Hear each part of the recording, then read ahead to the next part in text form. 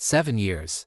That's how long Rachel and I have been together. 7 years of laughter, struggles, heart-to-hearts, and dreams we wove into the fabric of our lives. Everyone around us looked at us like we were something out of a fairy tale, the kind people only see in movies. Our friends often joked that our wedding would be the event of the decade, a celebration not just for us but for everyone who believed love could last. And why wouldn't they? We weren't just another couple, we were the couple, the ones who proved time couldn't break what was real. The invitations had been sent, RSVPs were rolling in, and every detail meticulously planned down to the last flower petal on the table. But beneath all the excitement brewing among our friends and family, there was an undercurrent I hadn't noticed until it was too late, an unease I should have seen coming. Looking back now, I realize how blind I'd been.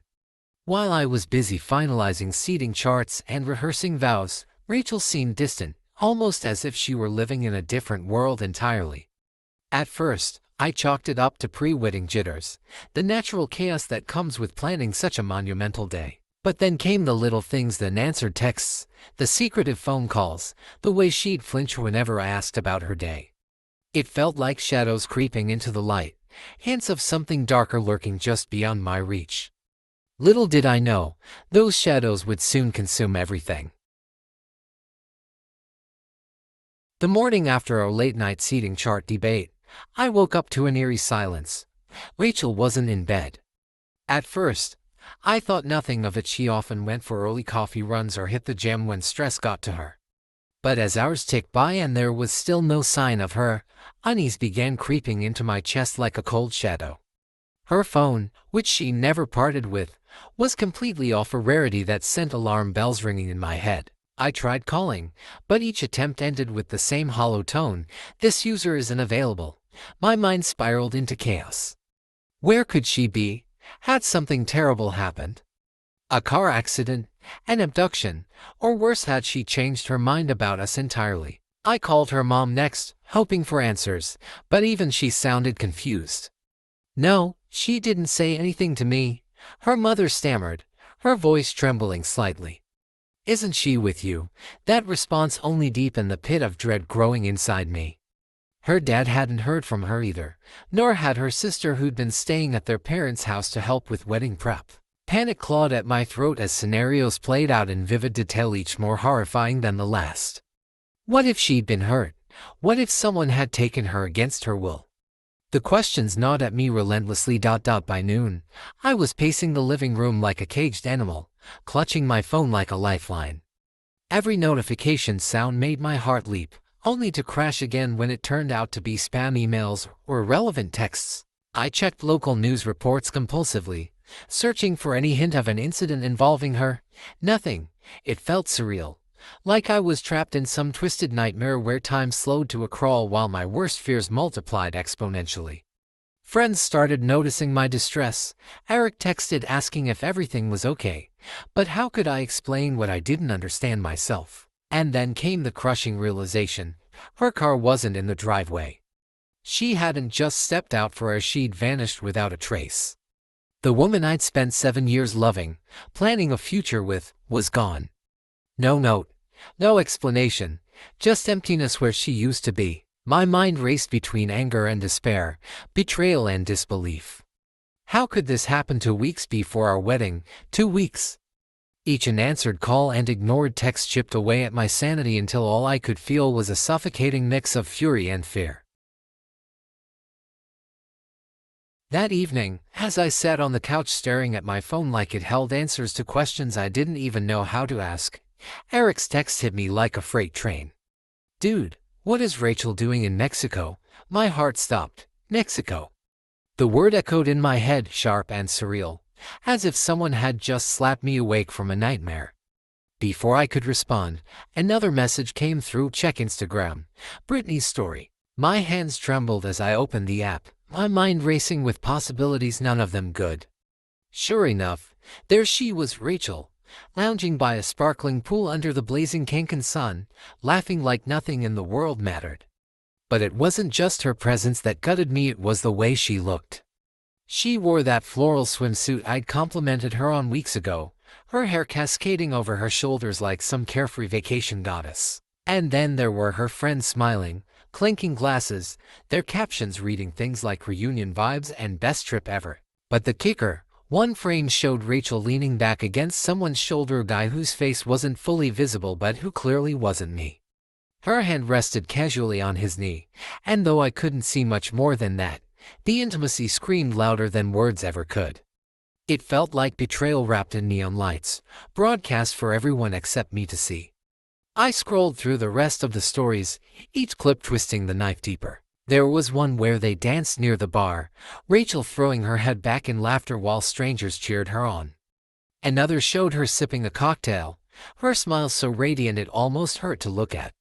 How could she be this happy without me?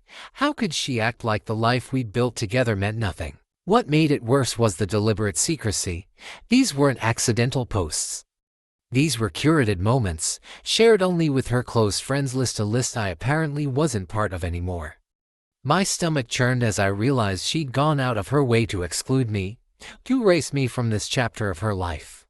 Each frame felt like a punch to the gut, a reminder that I wasn't important enough to warrant an explanation or even a second thought. As I stared at the Instagram story that confirmed Rachel's betrayal, my mind began to rewind through the weeks leading up to her disappearance. It wasn't just a spur-of-the-moment decision. This trip had been meticulously planned, all without me knowing. The signs were there, glaringly obvious now in hindsight, but I'd chosen to ignore them because I trusted her. She'd started pulling away weeks ago, brushing off dinner plans with excuses like I'm swamped with work or my mom needs help. At first, I believed her, why wouldn't I? But looking back, it was all part of an elaborate charade designed to keep me in the dark. Then came the little lies she thought I wouldn't notice. Late-night texts from numbers I didn't recognize, which she quickly dismissed as spam when I asked about them. A sudden obsession with organizing her closet, claiming she needed space for new clothes, a claim that seemed harmless until I realized she was packing behind closed doors. And those random errands she claimed to be running, they weren't so random after all. Each one was a carefully crafted excuse to buy time and distance herself further. The worst part was how she manipulated my trust. When I confronted her about feeling distant, she turned it around on me, saying I was being paranoid. "You're overthinking things," she'd say with that same dismissive tone she used whenever I brought up concerns.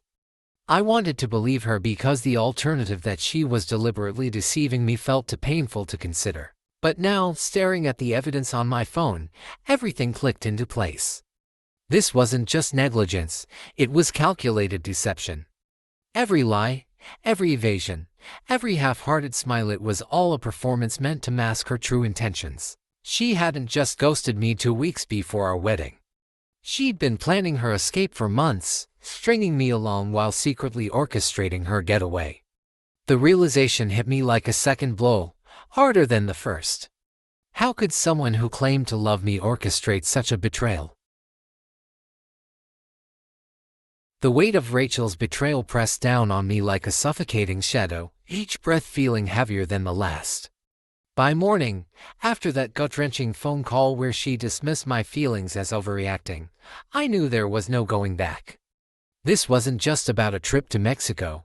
This was about everything we had built, or so I thought, crumbling into dust right before my eyes. I couldn't marry someone who treated me with such blatant disregard, someone who lied and manipulated her way through our relationship without a second thought for my trust or our future together.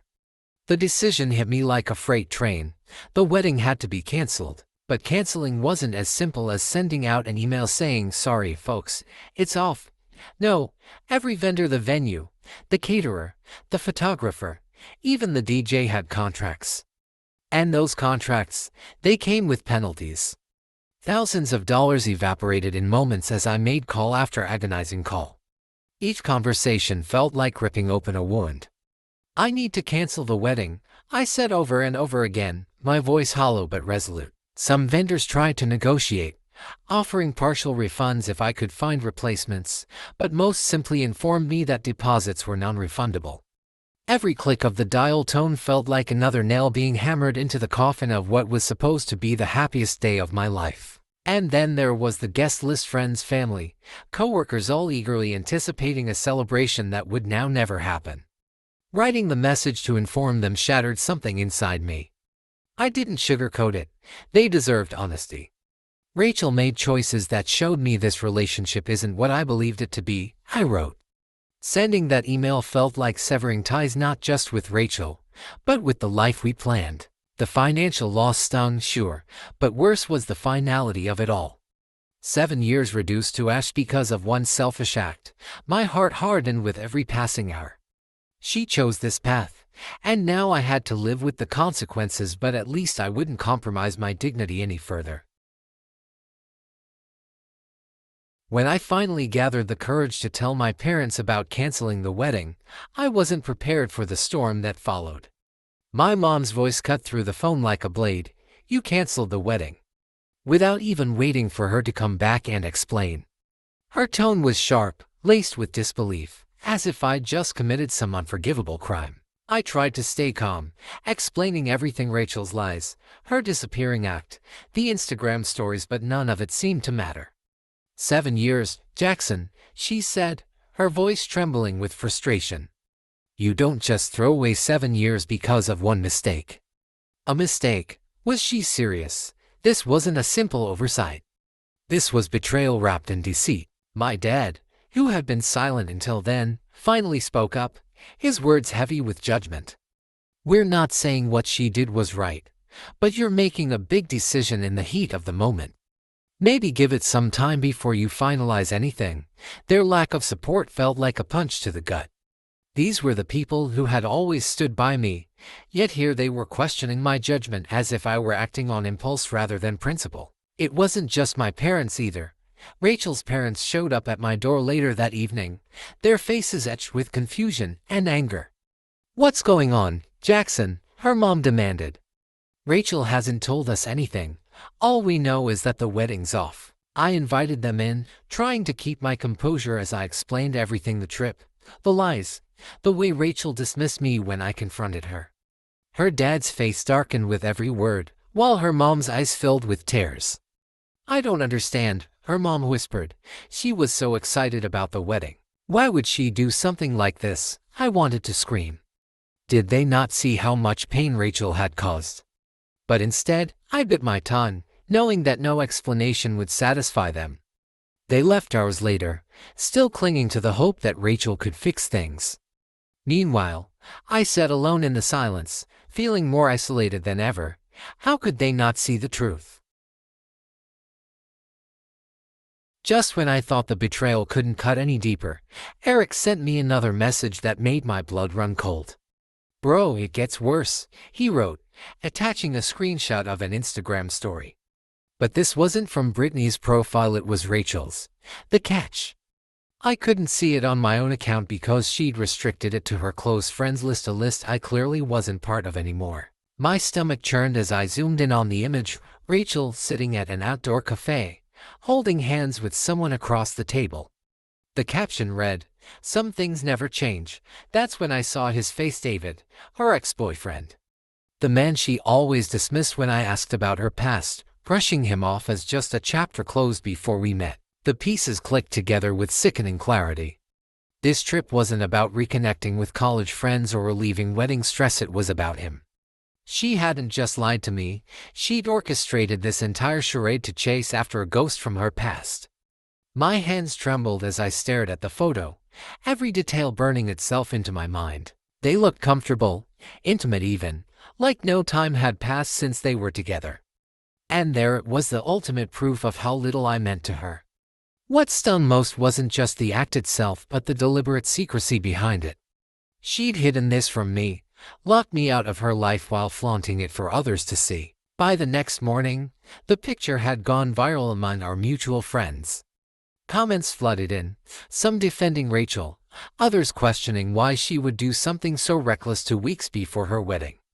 People who once admired us now pitied me, or worse, judged me for not forgiving her. The shock rippled through both families, turning whispers into arguments and silences into accusations. Her parents called me, their voices laced with guilt and anger. Is this true? Her mom demanded, though the tone suggested she already knew the answer. I confirmed it, my voice hollow but resolute. There was no denying what the photo showed and what it revealed about Rachel's priorities. When Rachel finally returned, it wasn't the quiet, remorseful homecoming I had half expected. It was a storm. She burst through the door like a hurricane, her eyes red and swollen from crying, but there was no apology in her posture, only desperation.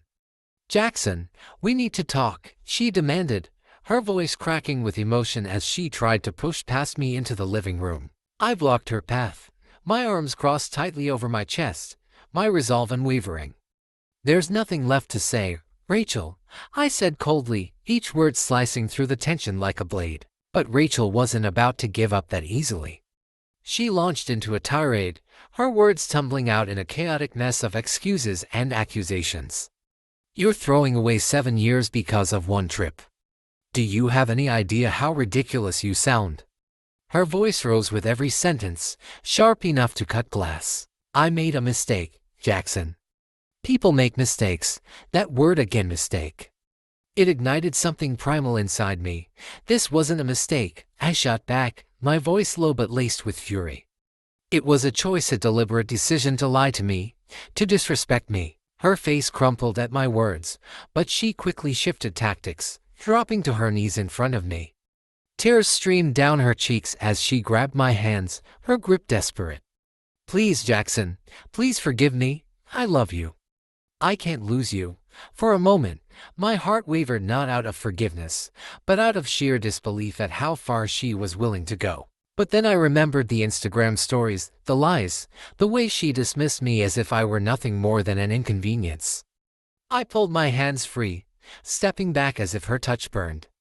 "You lost me the moment you chose him over us," I said, my voice icy. She sobbed harder, pounding her fists against the floor. "It wasn't about him. You don't understand." But I did understand. I understood too well. And no amount of pleading could change the truth. It wasn't until Rachel's own antics spiraled out of control that her parents finally saw the truth, and when they did, their reaction was explosive. At first, they had clung to the hope that this whole mess could be smoothed over, insisting I was overreacting and urging me to reconsider.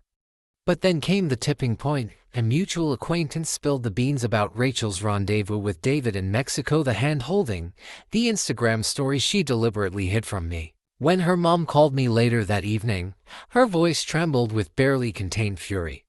"How could she do this?" she choked out, her words sharp with disbelief. "She lied to us too, Jackson. She told us it was just a harmless trip with friends." Her dad, usually calm and reserved, was uncharacteristically livid. "We trusted her," he said, his tone heavy with betrayal. "All these years, we thought she was better than this." The weight of their disappointment hit me hard. It wasn't just about what Rachel had done to me. It was the shame of realizing their daughter wasn't who they believed her to be. They recounted how Rachel had tried to manipulate them into siding with her, painting herself as the victim while accusing me of being controlling and unreasonable.